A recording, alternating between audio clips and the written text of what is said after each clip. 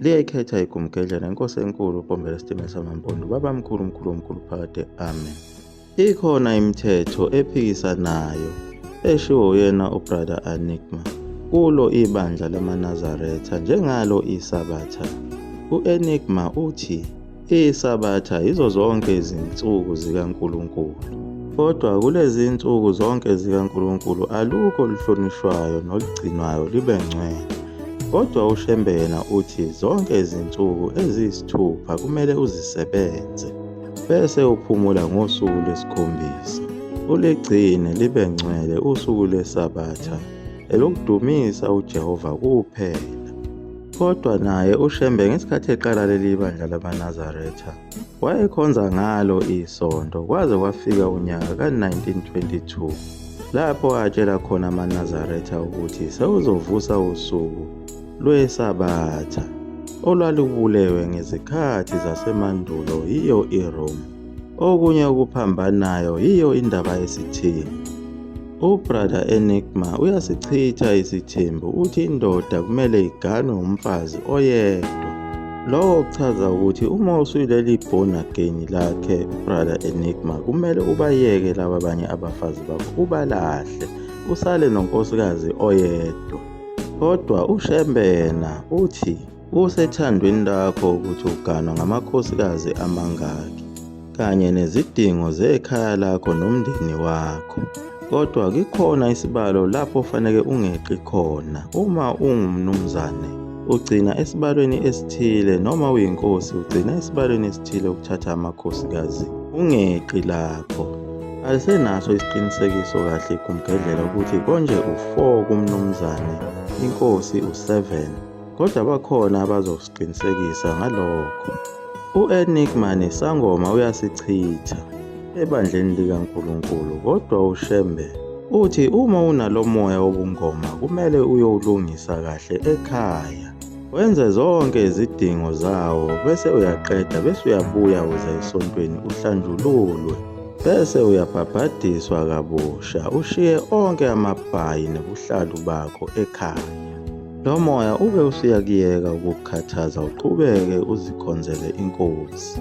Ukhulumile nangazo izifo ezibulala abantu ezifana nabo oshukela nokhensa kanye nako ukulimala ezingozini noma ngabe udutshuliwe, ukuthi uma ufe ubulawe yilokhu kugula noma ingozi noma ngabe ufe ungaboni emehlweni noma usushonile ngale leyo nto iyaqhubeka ikuhluphe, kodwa akanaso isixazululo salokho. Kodwa uShembe yena uyavuma naye ukuthi kukhona lokho ukuthi umuntu ofe engaboni emehlweni noma esengale kwelizayo lokho kuyamuhlupha kakhulu, kumele anikelelwe avulwe amehlo bese lesi sifo esimthathile emhlabeni sivalwe.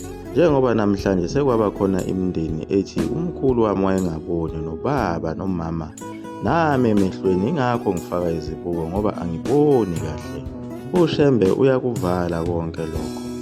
U-Enigma uhlaba nabo abefundisi laba phela abancoma abazalwane ngenxa yokuthi basuke befuna ukondliwa ngayo imali bethengelwe nezimoto, bebancoma bethi bahle kuwo ama-wave nama-roji nezinkopho zokufakelwa nama-Q-tech nezigqebhezana, bebancoma kakhulu ukuthi bahle. Futhi bonke labo befundisi bafundisa amanga bayongena esihogweni. Kanti naye uShembe akamfuni umfundisi ofundisa amanga agqugquzele nakho ukuphulwa komthetho kaNkulunkulu. Ukhulumile nangabo odrinki nama-teen staff u-Enigma. Kanti uShembe naye akakufuni ukuthi amaNazaretha adle i-processed food, konke lokhu kudla okuthengwa lapha ezitolo no-cooking oil abagulisayo. Ugqugquzela ukuthi abantu bazitshalele bona ukudla kwabo nenyama bazikhiqizele bona.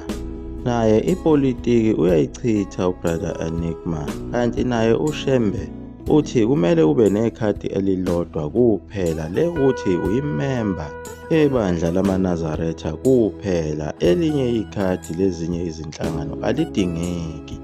U-Enigma ukhulumile nangawo umculo lona osuke ubhiyezelwa khona emagrawundini lapho kudlalwa khona ibhola kudanswa.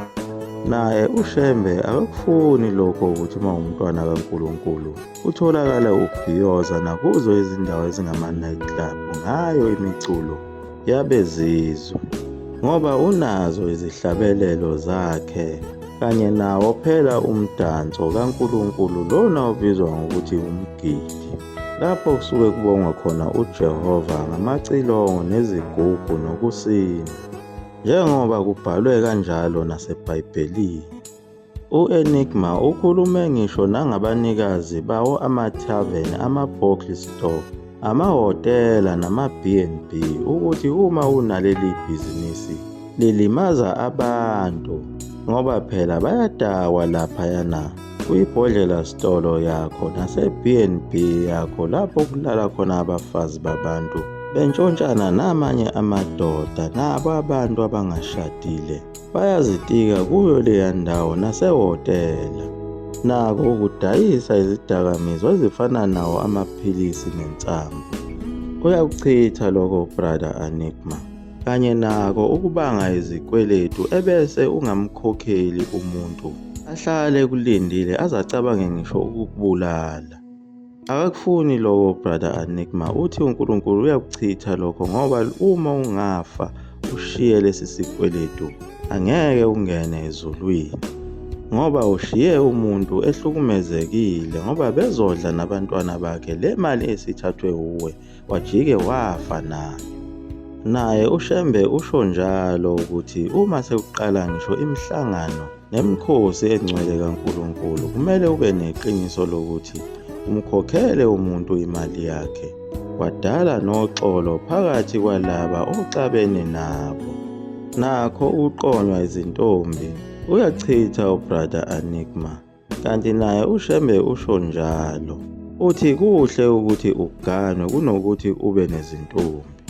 Ingakho ekudedele ukuthi bathathe noma bebe babili bathathu noma bebe bane, kunokuba ungahamba udlala ngezingane zabantu uzizalisa bese uzishiya kanjalo. Kanti naye uNkulunkulu eBhayibhelini akasho ukuthi ukuthatha abafazi abaningi kuyisono, futhi akasho ukuthi kuyisibusiso, akasho lutho nje ngakho. Kodwa phela usukubasiza abantu besifazana ngoba baningi kakhulu kunabantu besilisa. Uma bengathathwa bazogcina bengene esilingweni sokuthi bebe ngonondindwa noma begcine sebeba ngomakhwapheni basebusuku.